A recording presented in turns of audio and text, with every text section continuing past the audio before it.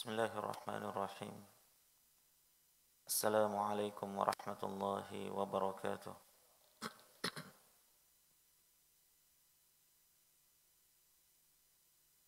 Alhamdulillah.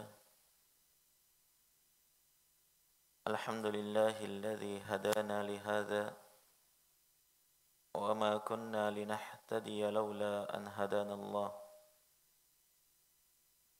Wa ashhadu an la ilaha illallah wahdahu la syarika lah. Wa ashhadu anna Muhammadan abduhu wa rasuluh la nabiyya ba'dah. Allahumma fasalli wa sallim wa barik ala nabiyyina Muhammad wa ala alihi wa ashabihi wa man tabi'ahum bi ihsanin ila yaumiddin, amma ba'd. Ikhwani fid din, rahimani wa rahimakumullah. Alhamdulillah, puji syukur kehadirat Allah Azza wa Jal atas segala limpahan nikmat dan rahmatnya kepada kita, sehingga di subuh hari ini kita berkumpul dalam salah satu majelis dari majalisul ilm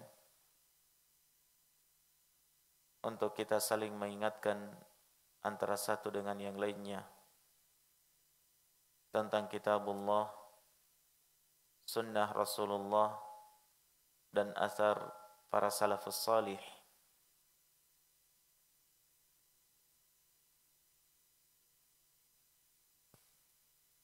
Perkara yang sangat penting untuk diperhatikan oleh seorang muslim dan muslimah adalah bagaimana mereka memperhatikan adab wal akhlaq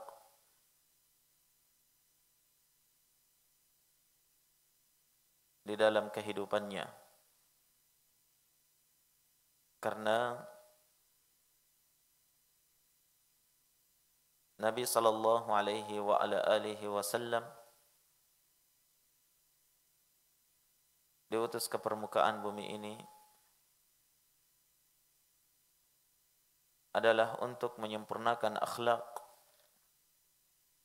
yang mulia, mengajarkan kepada manusia adab yang baik.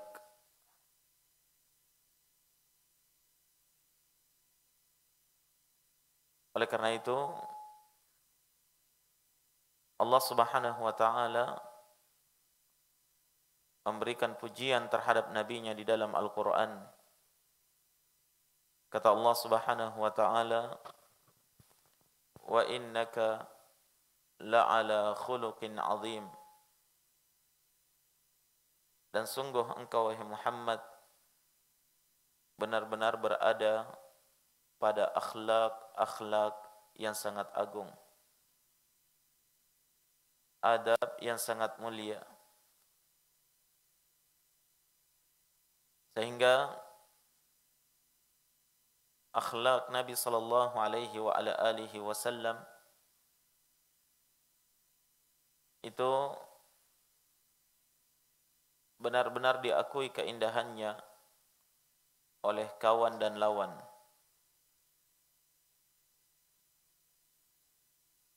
Maka dengan ini dakwah beliau menjadi tersebar luas, sampai-sampai sebagian orang di zaman Nabi sallallahu alaihi wasallam, walaupun dia membenci dakwah Nabi, tapi dia senang terhadap akhlak Nabi sallallahu alaihi wa ala alihi wasallam, yang pada akhirnya mereka akan menerima dakwah beliau. Naam. Oleh karena itu, setiap kita hendaknya berupaya mencontoh adab dan akhlak Nabi yang diikuti oleh para sahabat beliau dan diikuti oleh para salafus salih, generasi terbaik setelah para sahabat Nabi sallallahu alaihi wa ala alihi wasallam. Mencontoh akhlak mereka adalah suatu kemuliaan. Dan mengikuti sirah atau mengetahui sirah perjalanan mereka, di sana kita akan mendapatkan banyak sekali ibrah, terutama bagaimana mereka menegakkan akhlak yang mulia di permukaan bumi ini. Naam. Dan akhlak inilah merupakan salah satu sudut pembahasan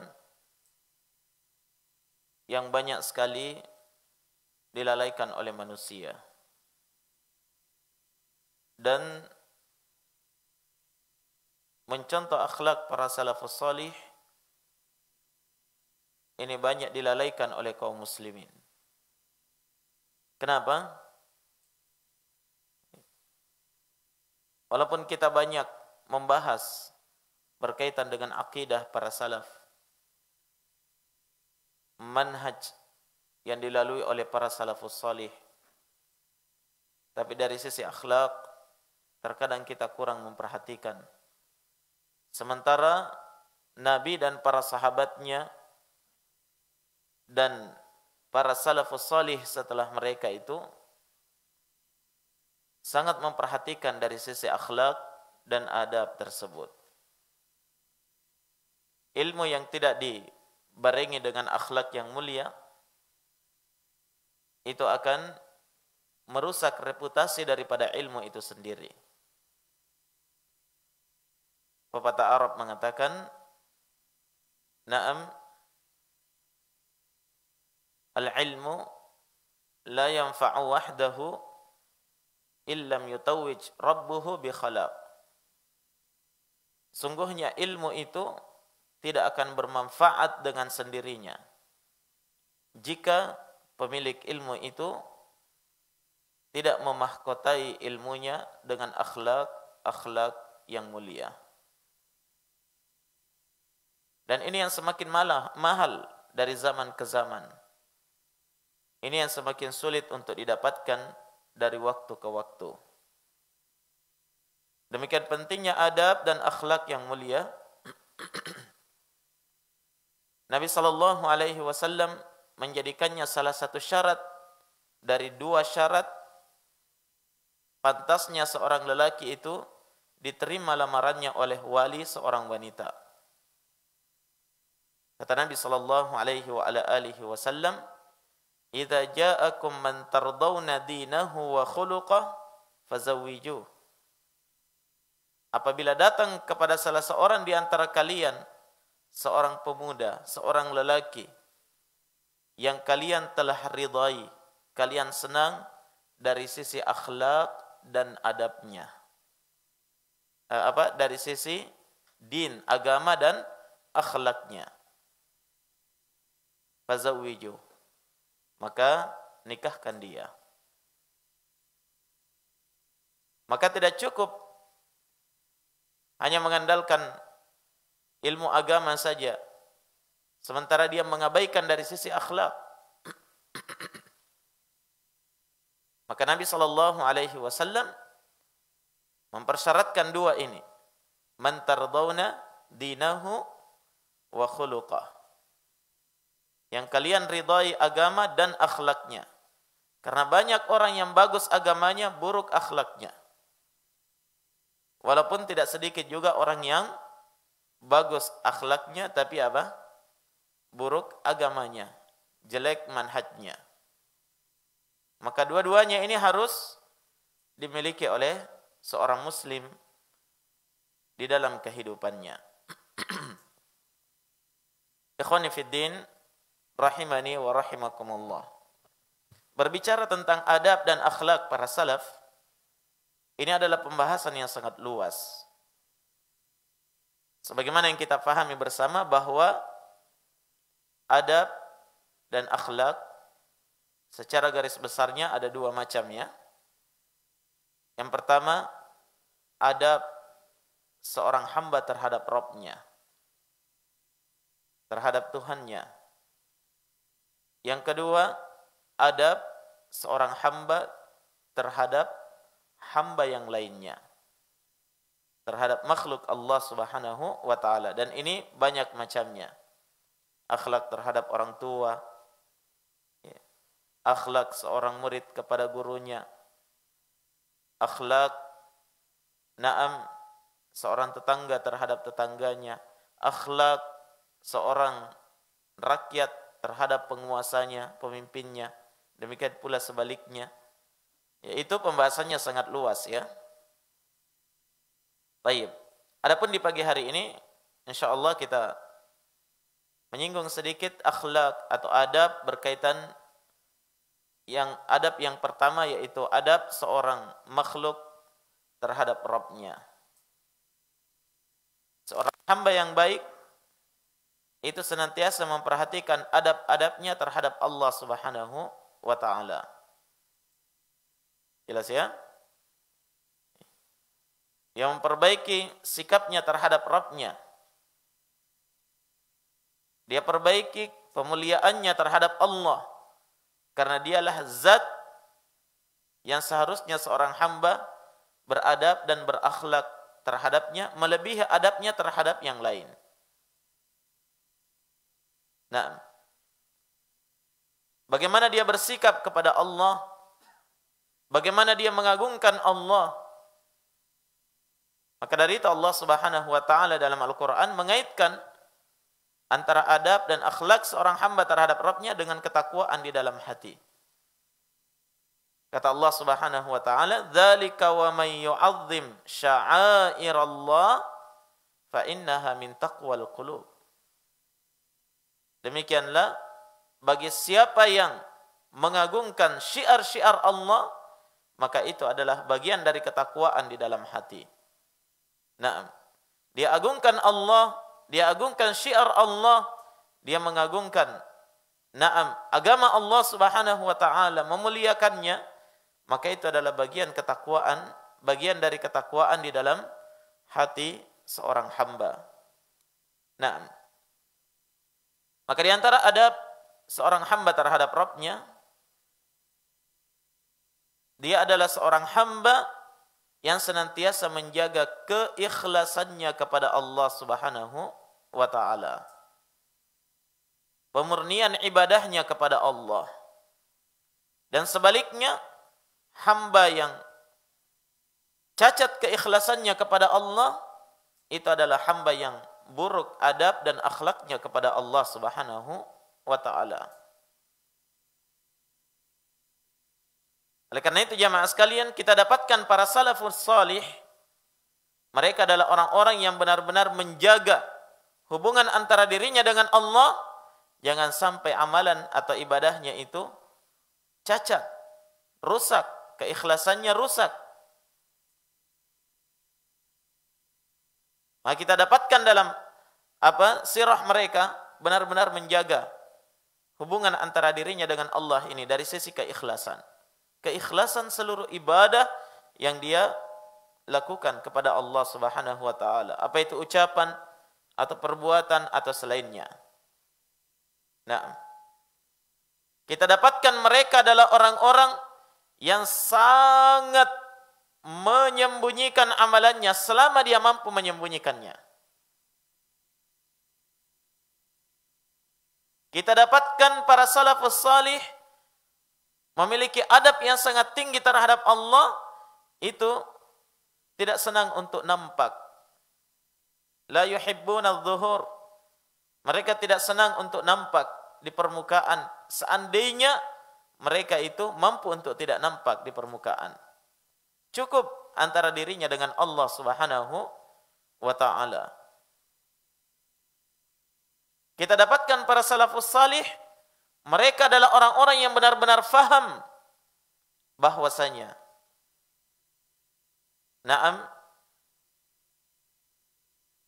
penghancur amalan seorang hamba dan yang merusak hubungan dirinya dengan kekasihnya, dengan Allah Subhanahu wa taala, itu adalah rusaknya keikhlasan di dalam hatinya. Nah, maka disebutkan di dalam kitab Sifatus Safwah bagaimana keikhlasan yang luar biasa yang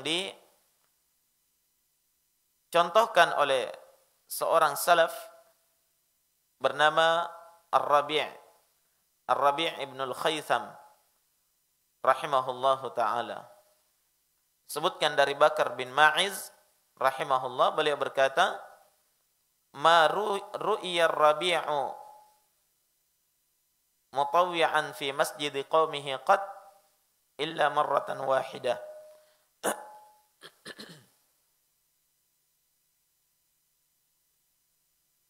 Ar-Rabi' ibn al-Khaytham itu katanya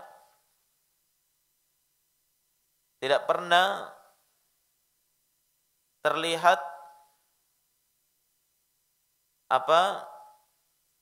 beribadah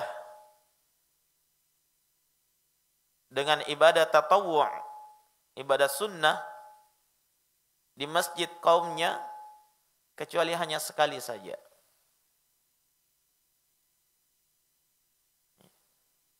Adapun ibadah wajib dia tidak bisa menyembunyikannya, ya. Dia harus beribadah. Adapun ibadah sunnah, misalnya salat-salat sunnah yang mampu dia sembunyikan, yang harus dia kerjakan di rumah, maka beliau kerjakan di rumah untuk menjaga keikhlasannya kepada Allah Subhanahu wa ta'ala. Bahkan dalam satu riwayat Ar-Rabi' ibn al-Khaytham rahimahullah, beliau pernah berkata, "Kullu ma la yubtaga bihi wajhullahi azza wa jal yadmahil. Kullu ma la yubtaga bihi wajhullahi azza wa jal yadmahil." Segala sesuatu yang dilakukan bukan untuk mengharapkan wajah Allah, mengharapkan kasih sayang Allah, bukan karena ingin berjumpa dengan Allah, maka pasti amalan itu akan hancur. Nah, pasti amalan itu akan hancur. Maka untuk menjaga hatinya, menjaga keikhlasannya di dalam amalan tersebut, maka beliau jarang sekali terlihat melakukan amalan-amalan sunnah di hadapan kaumnya. Naam, rahimahullahu ta'ala.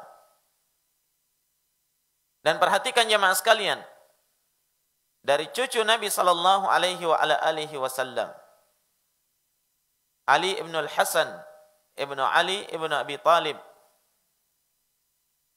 rahimahullahu ta'ala, putra dari Al-Hasan bin Ali, ya. Beliau adalah orang yang terkenal sangat menjaga adabnya terhadap Allah. Dia jaga hatinya, jangan sampai rusak keikhlasannya kepada Allah Subhanahu wa ta'ala.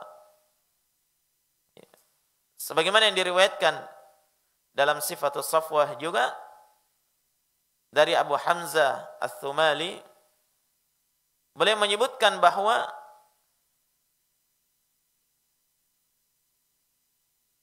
kana Ali ibn al-Hasan yahmilu jirabal khubzi ala dhahrihi bil lail fayatasaddaqu bih.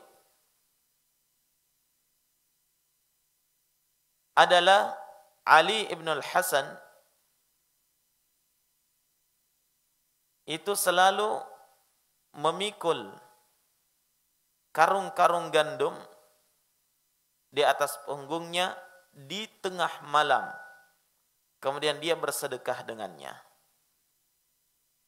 Kenapa harus di tengah malam? Karena untuk menjaga keikhlasannya kepada Allah Subhanahu wa ta'ala.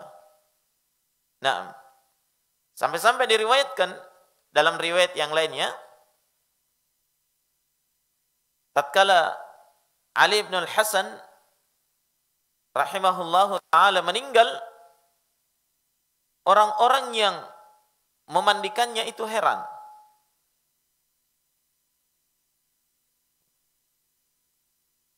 Kenapa mereka heran? Ketika mereka melepaskan pakaian beliau, akan dimandikan ya, ternyata sangat banyak didapatkan di punggung beliau itu bekas-bekas hitam. Banyak sekali bekas-bekas hitam di punggungnya. Nah, maka mereka bertanya, "Ma hadza?" Apa ini? Kenapa bisa seperti ini punggung beliau? Faqalu, sebagian sahabatnya berkata, "Kana yahmilu jurubad daqiqi lailan ala dhahrihi yu'tihi fuqara'a ahli Madinah." Dia ini adalah orang yang selalu membawa karung-karung gandum di waktu malam di atas punggungnya. Kemudian dia bagikan kepada orang fakir di kota Madinah. Nampak amalan itu diketahui oleh orang sepeninggalnya. Allah Subhanahu wa taala menampakkannya. Adapun dia sendiri adalah orang yang senantiasa merahasiakannya, menjaga adabnya kepada Allah. Jangan sampai amalannya itu diketahui oleh orang.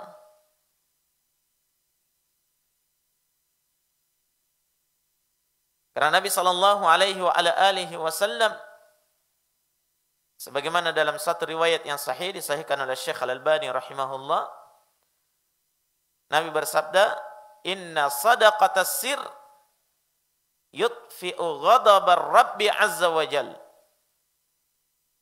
Sesungguhnya sedekah yang dirahasiakan,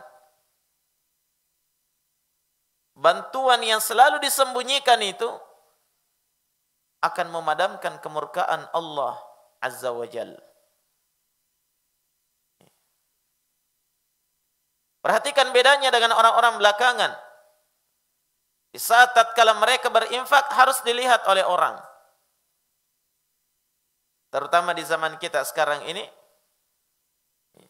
media-media itu semakin canggih, semakin hebat. Segala sesuatunya harus selfie. Nah, terkadang sesuatu yang tidak dibutuhkan harus diabadikan, harus di-syuting dan yang lain sebagainya. Dia tidak memberi seseorang dan dia tidak melakukan sesuatu kebaikan kecuali harus diabadikan dan yang lain sebagainya. Beda kalau misalnya ya, dia hanya penyalur saja, butuh dokumentasi misalnya laporan kepada pemilik. Ya, itu sesuatu yang dibutuhkan, tapi terkadang tidak dibutuhkan, dia harus mengabadikannya, kemudian diekspos ke media sosial dan yang lain sebagainya. Ini adalah akhlak yang buruk. Akhlak yang jelek terhadap Allah Subhanahu wa taala.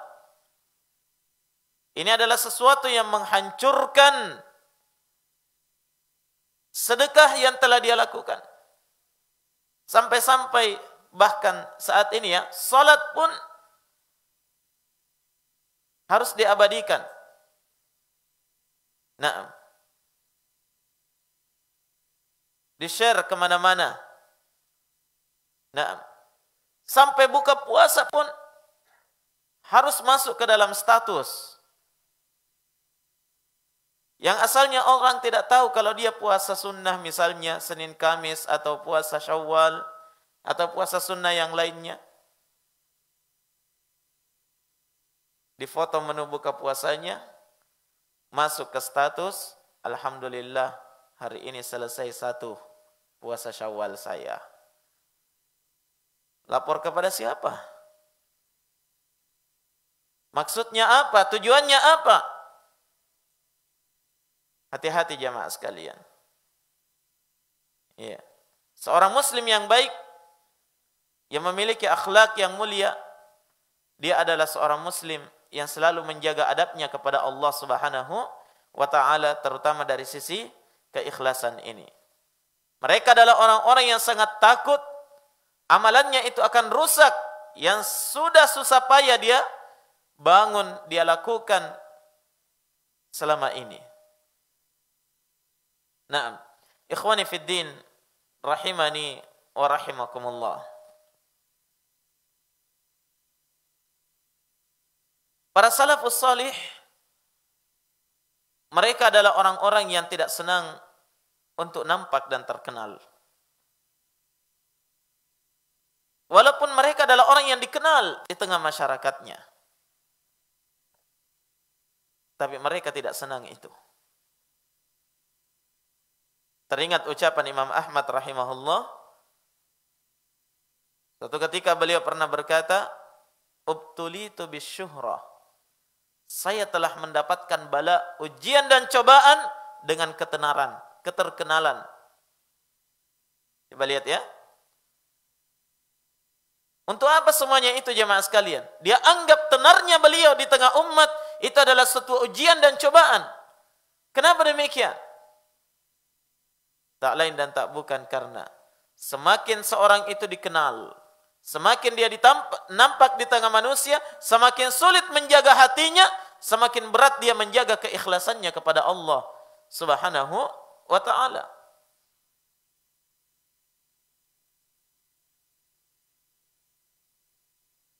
Beda dengan kita. Lebih senang untuk nampak di tengah orang. Dia buat segala macam cara supaya bisa tenar di tengah manusia, menjadi viral.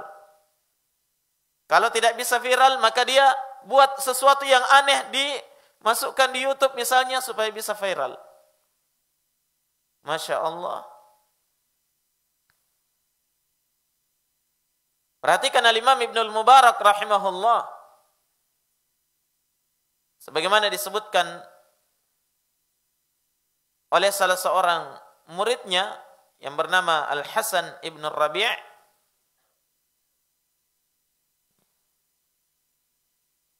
Beliau berkata, suatu ketika saya pernah bersama dengan Ibnul Mubarak di suatu hari. Dalam suatu perjalanan, tiba di suatu daerah yang tidak mengenal Ibnul Mubarak. Mungkin mereka kenal namanya ya, tapi tidak tahu orangnya.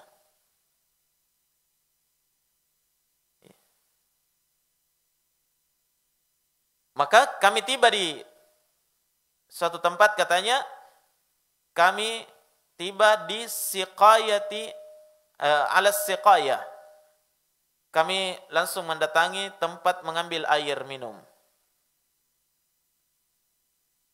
Sumur, mata air atau yang semisalnya ya. Tapi katanya di situ banyak orang yang sementara minum juga, berdesak-desakan antri mereka untuk minum.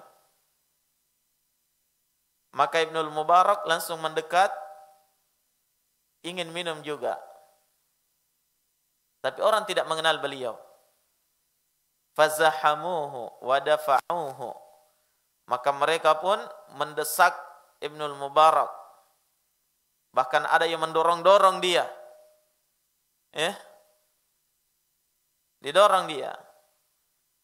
Tatkala beliau keluar dari kerumunan manusia itu, maka beliau berkata kepada muridnya, "Mal 'aisyu illa hakadha." Tidaklah kehidupan itu kecuali hanya seperti ini saja.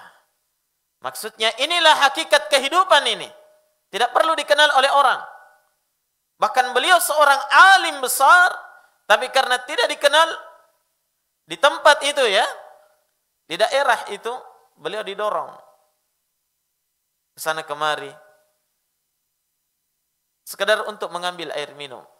Dan itu menjadikan beliau lebih senang daripada di daerahnya dikenal oleh orang, baru mendekat langsung dipersilahkan, ya kan? Itu lebih beliau senangi.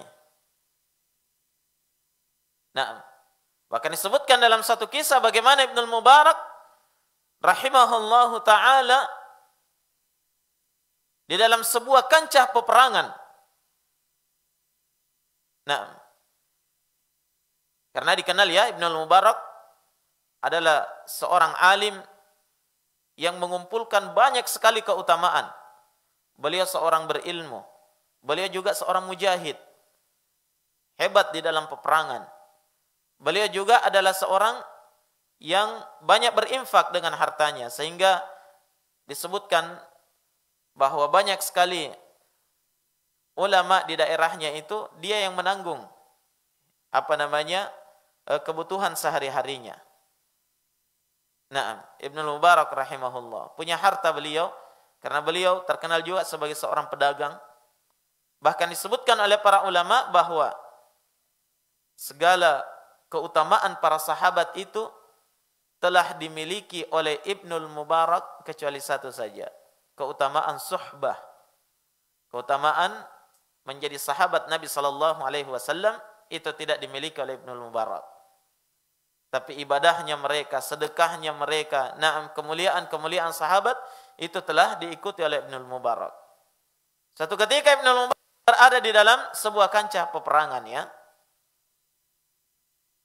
Sebagaimana kebiasaan orang dahulu, ketika terjadi peperangan itu, sebelum mereka saling menyerang, maka diadakan yang namanya perang tanding.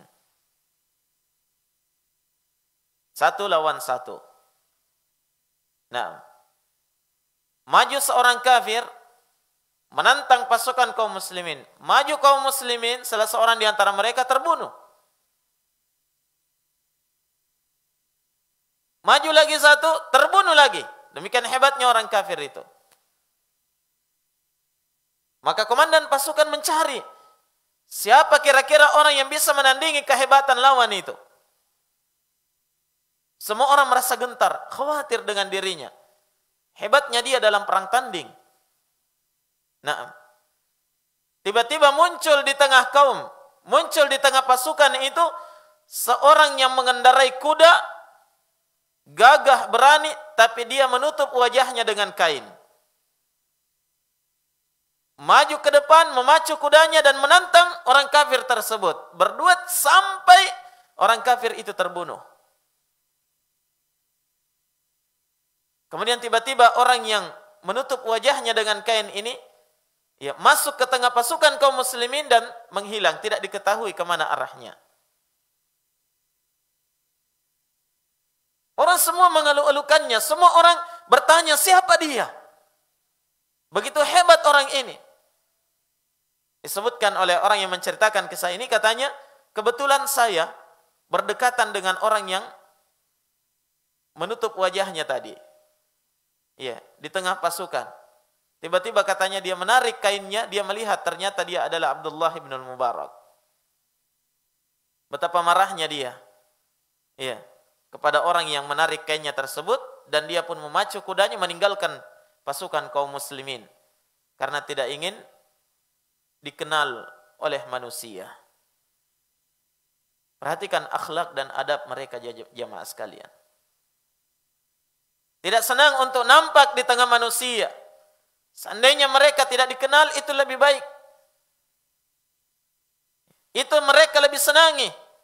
Cukup beramal, cukup berbuat, cukup melakukan sesuatu kebaikan terhadap agama ini. Tidak perlu dikenal oleh orang. Karena itu akan merusak keikhlasan seorang hamba terhadap Rabb-Nya.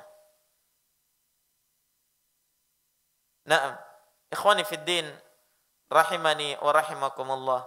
Teringat tentang hadits Nabi sallallahu alaihi wa ala alihi wasallam tatkala beliau bersabda, "Na'am, tuba li 'abdin akhidhin bi 'anani farasihi fi sabilillah. Ash'atha ra'sahu mughabbaratan qadamah. In kana fil hirasati kana fil hirasah. Wa in kana fis saqati kana fis saqah." Kata Nabi sallallahu alaihi wasallam, sungguh keberuntungan terhadap diri seorang hamba yang tiba-tiba dia mengambil tali kekang kudanya, dia pacu kudanya, berjihad di jalan Allah Subhanahu wa taala. Kakinya berdebu, rambutnya acak-acakan. Jika dia diperintahkan berada di pasukan paling belakang, dia di pasukan paling belakang. Jika dia diperintahkan menjaga perbatasan, dia jaga perbatasan. Artinya apa? Ini menunjukkan keikhlasan dia di dalam berjihad di jalan Allah Subhanahu wa taala. Tidak perlu harus menjadi komandan pasukan. Tidak perlu menjadi komandan regu. Yang penting dia bisa membela agama Allah. Di posisi manapun dia ditempatkan, dia menerima. Ini pelajaran besar bagi kita jamaah sekalian.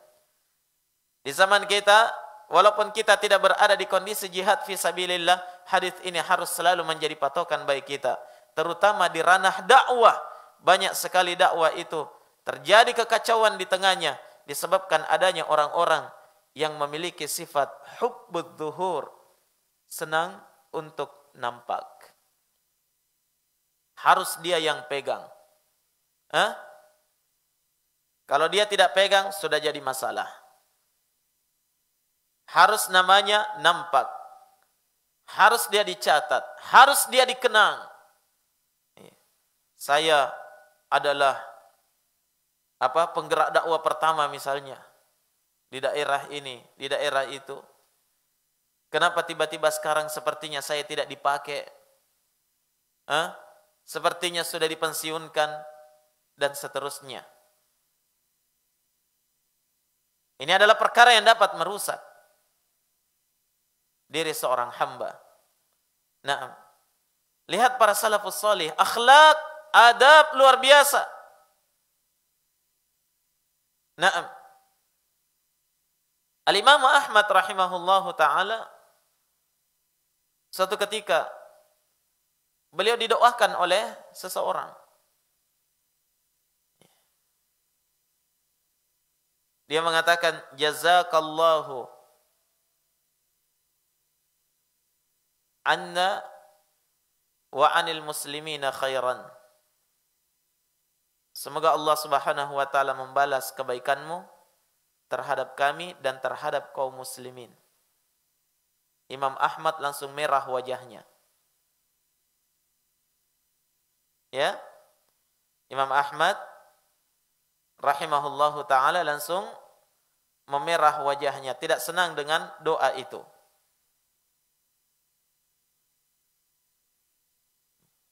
Beliau tidak senang dengan doa tersebut.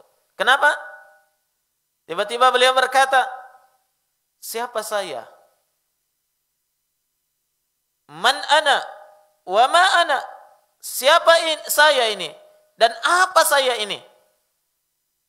Sehingga harus dikatakan, semoga Allah membalas jasamu terhadap kami dan terhadap kaum muslimin, terhadap Islam dan kaum muslimin. Coba lihat, beliau ulama besar, rela menderita di zaman mihnah, khalqul Quran, iya kan? Di penjara sekian tahun lamanya, disiksa dan yang lain sebagainya. Kitab tulisan beliau adalah kitab-kitab tulisan yang luar biasa. Semua jasa ini beliau anggap tidak ada. Beliau merasa tidak punya jasa terhadap Islam. Sehingga tidak perlu dipuji dan dikenang seperti itu. Nah, kalau kita bandingkan diri kita dengan Imam Ahmad rahimahullah, siapa kita dibandingkan beliau? Tapi bedanya, Imam Ahmad tidak senang jika jasanya itu dikenang oleh orang, sementara kita berupaya bagaimana jasa kita dikenang oleh orang, waliyadzubillah. Baru sedikit saja yang dia lakukan terhadap Islam dan kaum muslimin, itu harus selalu diingat oleh orang. Saya dulu yang begini, saya dulu yang begitu. Iya kan? Bahkan ada yang mengatakan, kalau bukan karena saya dahulu, maka dakwah tidak akan berkembang di daerah ini, di daerah itu misalnya. La haula wala quwata illa billah. Nah, mana keikhlasan kepada Allah? Mana adab kita kepada Allah Subhanahu wa taala? Siapa kita dibandingkan para salafus salih yang luar biasa mereka di dalam berkorban untuk agama ini. Dia korbankan harta bendanya. Dia korbankan segala yang dia miliki, waktunya. Bahkan ada yang mengorbankan darahnya di jalan Allah. Tapi mereka adalah orang-orang yang tidak dikenang dan tidak dikenal. Tidak perlu memiliki tanda jasa. Karena itu membuktikan keikhlasan dan ketulusan mereka kepada Allah Subhanahu wa taala. Baik. Diriwayatkan dari Muhammad ibn al-Munkadir rahimahullahu taala juga dalam kitab Sifatus Safwa, beliau menyebutkan suatu kisah antara dirinya dengan seorang yang berkulit hitam di Madinah.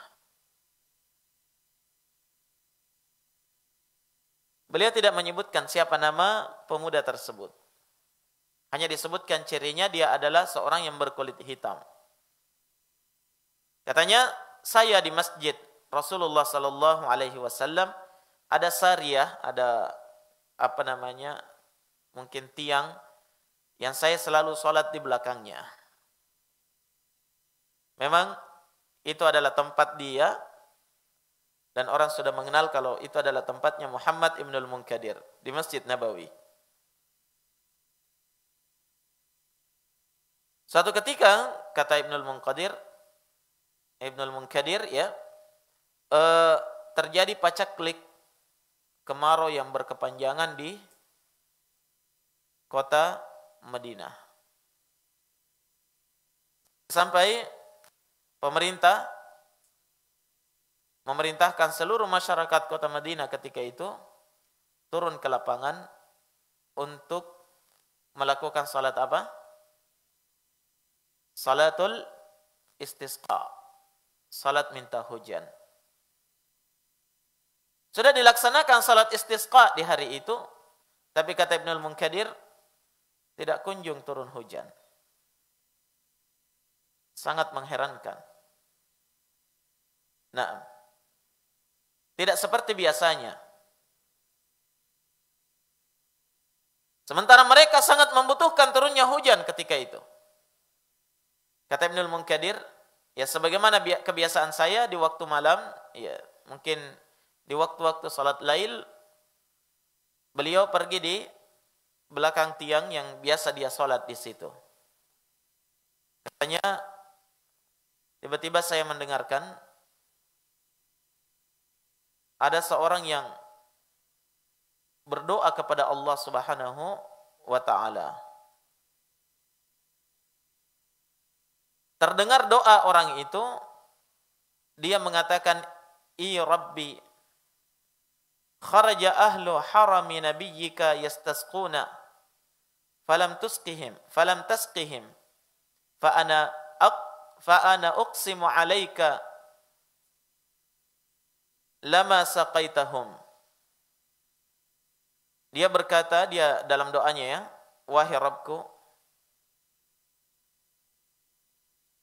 para penduduk haram nabimu, yakni Madinah, telah keluar meminta hujan kepadamu. Tapi engkau belum menurunkan hujan kepada mereka. Maka saya meminta dengan sangat, wahai Rabbku, terhadapmu, agar engkau segera menurunkan hujan kepada mereka."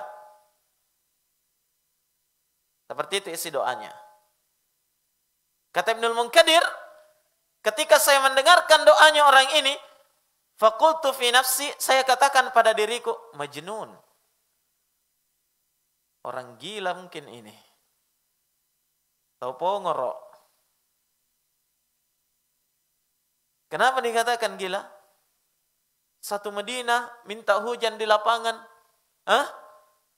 Allah belum kabulkan doa mereka. Dia sendiri saja minta kepada Allah, "Ya Allah, saya mohon kepadamu dengan sangat, turunkan hujan ini. Segera turunkan hujan ya Allah." Nah, tapi kata Ibnu al-Munkadir, saya heran. Setelah dia menurunkan tangannya dari berdoa kepada Allah, tiba-tiba sudah terdengar guntur di langit.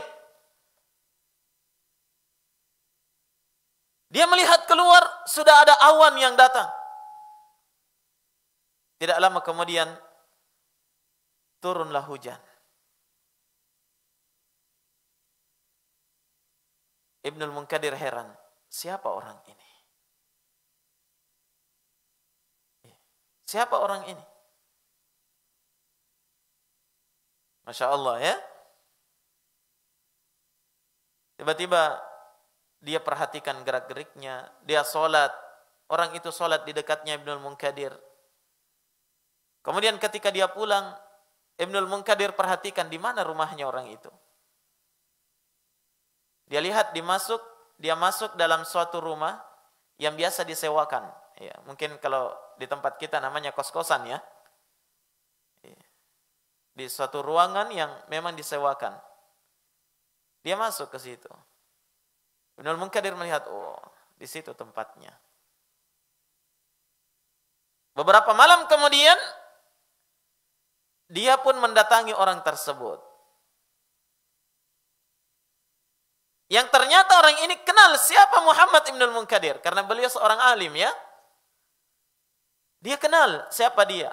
Tapi Ibnul Munkadir tidak mengenal pemuda ini. Dia pun ngobrol, kenalan, ya, dan dia menyinggung bahwa saya senang untuk berkenalan, bersahabat dengan orang-orang yang salih. Sungguh saya mendengarkan doamu beberapa malam yang lalu dan Allah mengabulkan doamu. Orang ini langsung tidak senang dengan ucapan tersebut. Kemudian jamaah sekalian, kata Ibnul Munkadir, besok malamnya saya tidak dapatkan dia sholat di tempatnya. Saya tunggu malam kedua, tidak datang lagi. Malam ketiga tidak ada. Kata Ibnul Munkadir, maka saya datangi rumah tempat sewaannya itu. Ternyata rumahnya terbuka, pintunya terbuka ya, dan tidak ada orang di dalam. Saya bertanya kepada pemilik rumah, kemana orang yang berada di tempat ini? Katanya, wahai Ibnul Munkadir, apa yang terjadi antara kamu dengan dia 3 hari yang lalu? Memangnya kenapa? Katanya setelah kamu keluar dari pintu rumah ini, dia setelah mengemas seluruh barang-barangnya, tidak satu pun barang yang dia miliki kecuali dia telah masukkan ke dalam kemasannya, kemudian dia bawa pergi dan kami tidak tahu kemana perginya sampai sekarang. Masya Allah. Kenapa dia pergi? Karena dia tahu ada orang yang telah mengetahui rahasia antara dirinya dengan Allah. Kedekatan hubungannya dengan Allah. Padahal selama ini dia tidak dikenal oleh orang. Benar apa yang dikatakan oleh Nabi sallallahu alaihi wasallam dalam sebuah haditsnya. Rubba ash'atha aghbara law aqsama 'ala Allah la abarrah. Betapa banyak orang, kata Nabi, yang penampilannya kelihatan berdebu. Rambutnya acak-acakan. Artinya penampilannya itu tidak terlalu menarik. Tapi tatkala dia meminta kepada Allah, Allah pasti akan kabulkan permintaannya. Bahkan disebutkan dalam hadits itu, madfu'un bil abwab. Kalau dia datang ke pintunya orang, dia akan diusir oleh orang. Atau kalau dia datang di suatu acara misalnya ya, orang tidak menganggap dia. Beda dengan orang yang berpakaian rapi, pakai jas, pakai songkok haji, maju ki Pak Haji di depan ki. Tapi kalau dia mungkin saja diusir oleh orang. Tapi kata Nabi, lau aqsama 'ala Allahi la abarra. Seandainya dia meminta kepada Allah, pasti Allah akan mengabulkan permintaannya. Pasti, kata Nabi. Gambaran dari suatu keikhlasan kepada Allah Subhanahu wa taala. Kedekatan dia dengan Allah, ibadahnya kepada Allah, amalannya itu tidak perlu diketahui oleh orang.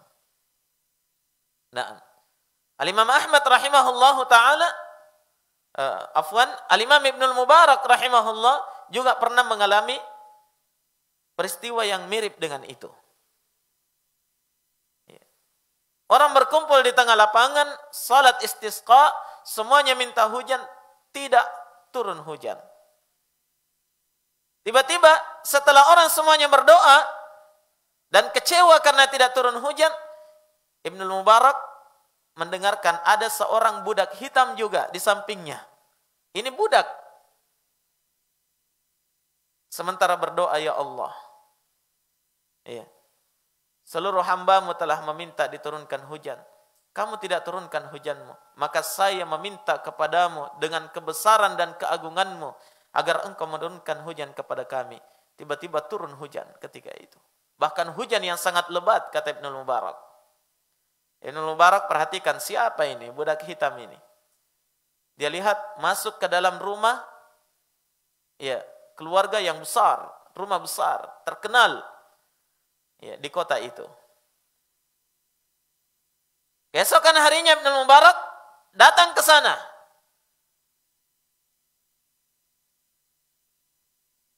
Karena dia memang kenal dengan pemilik rumah itu. Berarti dia pemilik budak tersebut, ya kan? Maka dia katakan, ya, saya ingin membeli salah seorang budakmu. Katanya dengan senang hati, wahai Ibnul Mubarak, yang mana yang kamu inginkan, yang kamu pilih silahkan kamu ambil. Maka dipanggil semua budaknya keluar. Silahkan dipilih. Yang mana budak yang kamu inginkan? Kata Abdullah bin Mubarak rahimahullah, tidak ada orangnya di sini. Apakah masih ada budak yang lain yang tidak hadir di sini? Katanya ada, tapi dia budak yang sakit-sakitan. Kurus, kerempeng, ya, sering sakit. Katanya coba dihadirkan di sini. Dipanggillah budak itu, dikeluarkan budak yang sakit-sakitan ini. Ternyata Ibnu Mubarak melihat, ini orangnya yang saya mau. Pemilik budak itu heran. Ya. Biasanya orang kalau butuh budak itu cari yang sehat, yang kuat, karena mau disuruh kerja, ya kan? Tapi ternyata Ibnu Mubarak pilih yang paling kurus, yang sakit-sakitan. Maka dia beli budak tersebut beberapa dinar, kemudian dia bawa pergi. Di tengah perjalanan budak ini bertanya, wahai Abu Abdurrahman, apa yang menyebabkan kamu membeli saya? Apa yang kamu inginkan dariku? Saya ini budak, saya ini lemah, saya ini berpenyakit. Apa yang kamu inginkan dariku? Katanya tidak. Pokoknya saya senang kamu, saya ingin membawa kamu, dan saya ingin memberikan kehidupan yang baik, saya akan merdekakan kamu, dan saya ingin menikahkan kamu dengan wanita. Masya Allah. Ini sesuatu yang sangat diharapkan oleh seorang budak, ya. Iya. Ingin merdeka dan ingin berkeluarga, hidup normal seperti orang merdeka yang lainnya. Tapi ternyata budak ini tidak merasa senang dengan tawaran Ibnul Mubarak. Coba lihat, ya. Katanya apa? Tidak, saya bersumpah atas nama Allah, saya tidak akan ikut kepadamu sampai kamu beritakan kepadaku apa alasanmu, kenapa kamu harus membeli saya. Tidak masuk akal kalau kamu memilih saya untuk dimerdekakan.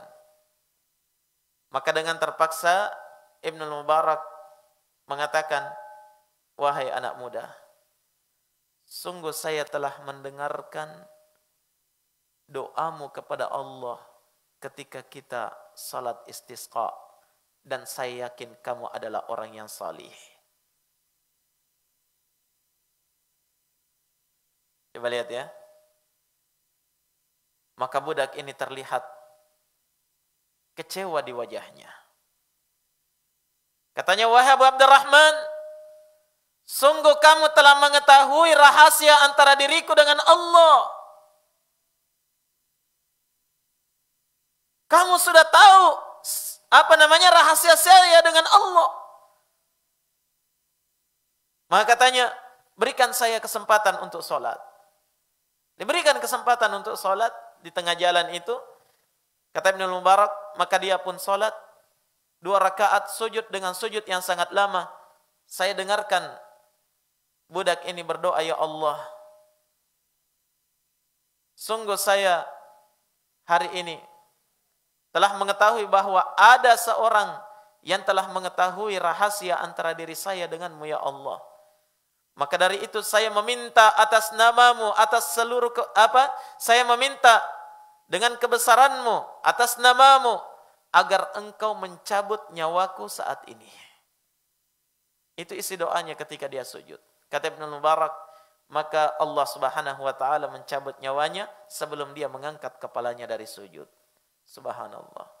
Ketika itu Ibnu Mubarak benar-benar merasa bersalah terhadap dirinya. Perhatikan jamaah, beningnya suatu keikhlasan dan betapa bedanya antara orang-orang sekarang dengan para salafus salih. Mereka adalah orang-orang yang tidak senang untuk dikenal, tidak ingin dilihat, kecuali pada beberapa amalan yang memang harus nampak. Tapi amalan semakin disembunyikan itu semakin baik. Jelas ya? Dan itu adalah akhlak yang mulia. Akhlak luar biasa seorang hamba terhadap Allah. Maka ini pelajaran penting juga bagi kita ikhwani fillah. Hendaknya seorang hamba yang salih itu ada rahasia yang baik antara dirinya dengan Allah. Tidak ada yang mengetahui kecuali hanya dirinya dengan Allah Subhanahu wa taala. Apa yang harus dirahasiakan, apa yang perlu dirahasiakan, dia rahasiakan, tidak perlu diketahui oleh orang. Ingat apa yang disebutkan oleh Nabi sallallahu alaihi wasallam tatkala beliau menyebutkan sab'atun yudhilluhumullahu fi dhilli yauma la dhilla illa dhillu. Ada 7 golongan yang pasti akan dinaungi oleh Allah pada hari kiamat, di hari tatkala tidak ada naungan kecuali hanyalah naungan Allah. Di antara 7 golongan itu siapa? Wa rajulun tasaddaqa bi yaminih fa akhfaha hatta la ta'lama shimaluhu ma tunfiqu yaminuh. Di antara 7 golongan itu adalah seorang lelaki, dia bersedekah, kemudian dia rahasiakan. Sampai-sampai kata beliau, tangan kirinya tidak tahu apa yang diinfakkan oleh tangan kanannya. Jelas? Baik. Ini beberapa kisah dari para salafus salih berkaitan dengan adab dan akhlak mereka kepada Allah Subhanahu wa taala. Mereka adalah orang-orang yang sangat menjaga hubungannya dengan Allah, menjaga keikhlasannya kepada Allah, punya rahasia antara dirinya dengan Allah. Jelas ya? Punya rahasia antara dirinya dengan Allah Subhanahu wa taala. Dia tidak ingin dikenal dan dia tidak senang dengan ketenaran. Maka itu adalah adab yang mulia dari seorang hamba terhadap Allah Subhanahu wa taala. Seorang salaf pernah berkata, hendaknya kalian memiliki amalan-amalan yang kalian rahasiakan antara diri kalian dengan Allah, sebagaimana kalian memiliki dosa yang selalu kalian rahasiakan antara diri kalian dengan Allah. Nah, jangan sampai hanya dosa saja yang kita punya ada rahasia antara kita dengan Allah, tapi amalan semuanya diketahui oleh orang, tidak ada lagi rahasia antara dirinya dengan Allah. Jelas ikhwah? Baik, mungkin ini yang bisa kami bawakan pada pagi hari ini. Mudah-mudahan ada manfaatnya insyaallah taala. Dan ya, sekali lagi saya mohon maaf karena pembahasan ini tidak tuntas ya, karena berbicara tentang akhlak para salaf itu sangat luas ya, akhlak kepada Allah, akhlak kepada manusia dan seterusnya. Ini ada pembahasan-pembahasan tersendiri. Mudah-mudahan ada manfaatnya dan semoga Allah Subhanahu wa taala menjadikan kita adalah hamba-hamba yang senantiasa berupaya menjaga adab dan akhlak kita kepada Allah Subhanahu wa taala, Rabb kita yang senantiasa memberikan nikmat dan melimpahkan berbagai macam kebaikan kepada kita, maka hendaknya kita menjadi hamba-hamba yang benar-benar menghambakan diri kepada Allah, ikhlas kepadanya, tidak mengharapkan sesuatu apapun dari kehidupan dunia ini. Nah, lebih dan kurangnya mohon dimaafkan. Jazakumullah khairan. Terima kasih atas perhatiannya. Subhanakallahumma bihamdik, asyhadu an la ilaha illa anta astaghfiruka wa atubu ilaik. Walhamdulillahi rabbil alamin.